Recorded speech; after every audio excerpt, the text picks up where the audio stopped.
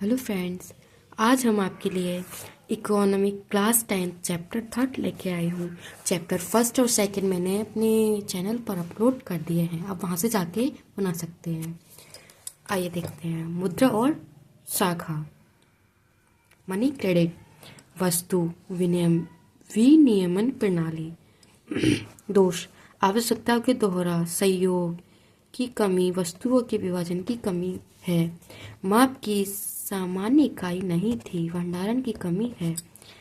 जब किसी एक वस्तु या सेवा के बदले दूसरी वस्तु या सेवा का लेन देन होता है तो इस वस्तु का विनियमन कहते हैं। मुद्रा पैसे या धन के उस रूप को कहते हैं जिससे दैनिक जीवन में क्रय और विक्रय होता है। इसमें सिक्के और कागज के नोट दोनों आते हैं। कार्य विनियमन के माध्यम से मूल्य के माप, धन के संचय, रुपये व्यापक स्तरों पर विनियमन का माध्यम स्वीकार किया गया है। करेंसी मुद्रा के आधुनिक रूप में करेंसी, कागज के नोट और सिक्के शामिल हैं। विनियमन का माध्यम स्वीकार है क्योंकि किसी देश की सरकार इस प्राधिकृत करती है। भारत में भारतीय रिजर्व बैंक केंद्रीय सरकार की तरफ से एक ऐसे नोट जारी करते हैं जो 1 अप्रैल 1935 को स्थापना हुई थी। बैंकों में निरपेक्ष लोग मुद्रा बैंकों में निरपेक्ष साक्ष्य के रूप में भी रखते हैं।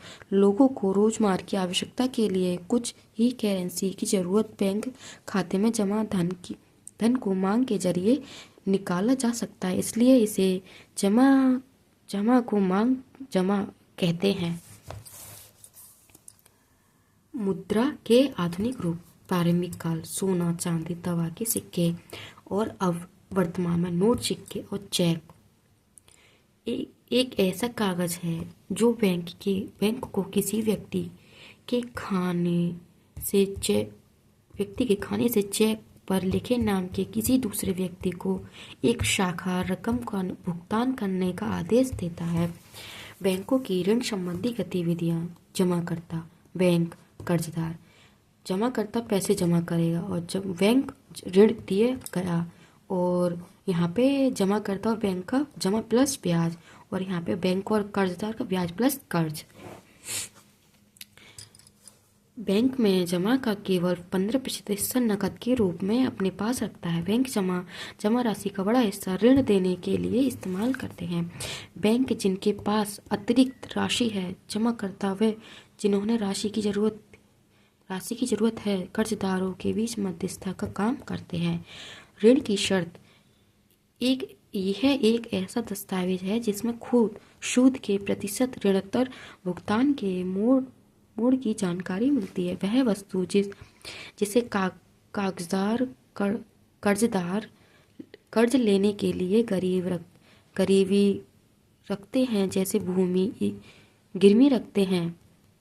गिरवी रखते हैं जैसे भूमि, इस्तेमाल, गाड़ी, पुरुष। ऋण एक महत्वपूर्ण तथा सकारात्मक भूमिका अदा करता है।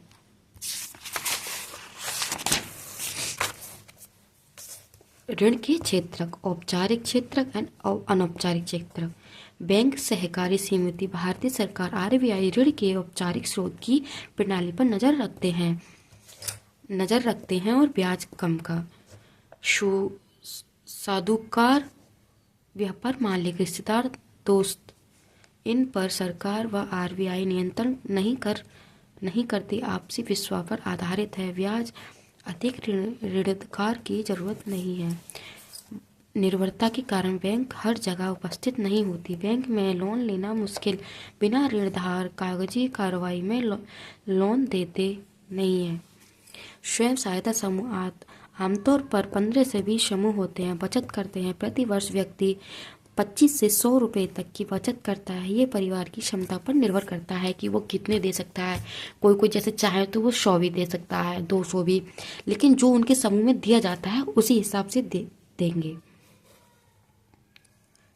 अपनी बचत यह स्वयं सहायता समूह में जमा करते हैं और समूह के किसी को ऋण की आवश्यकता पड़ती है तो स्वयं सहायता समूह के ऋण लेते हैं। इसका सूद बहुत कम होता है। अगर समूह बचत में नियमित है तो बैंक भी समूह को बिना ऋणधार के ऋण देती है। बांग्लादेश का ग्रामीण बैंक गरीब की ऋण जरूरत को पूरे करना। 1970 में शुरुआत। वर्ष 2018 में ग्रामीण बैंक 9 लाख सदस्य हैं जो बांग्लादेश के 81,600 गाँव में फैले हैं। ऋण देने वाले ज़्यादातर महिलाएं हैं। अगर गरीब लोग को सही व उचित शर्तों पर ऋण उपलब्ध कराया जा सकता है तो लाखों छोटे लोग अपनी लाखों छोटी छोटी गतिविधियों के जरिए विकास का सबसे बड़ा चमत्कार कर सकेंगे। प्रोफेसर मोहम्मद यूसुफ ग्रामीण बैंक के संस्थापक व 2006 में शांति के लिए नोबेल पुरस्कार से सम्मानित। फ्रेंड्स, आप सभी को नोट्स कैसे लगे मुझे कमेंट सेक्शन में ज़रूर बताना और वीडियो को ज़्यादा से ज़्यादा लाइक एंड सब्सक्राइब और फॉलो करना मत भूलना। और आप ये भी बताना कि आपको नोट्स कैसे लगे, हेल्पफुल हैं। Thank you.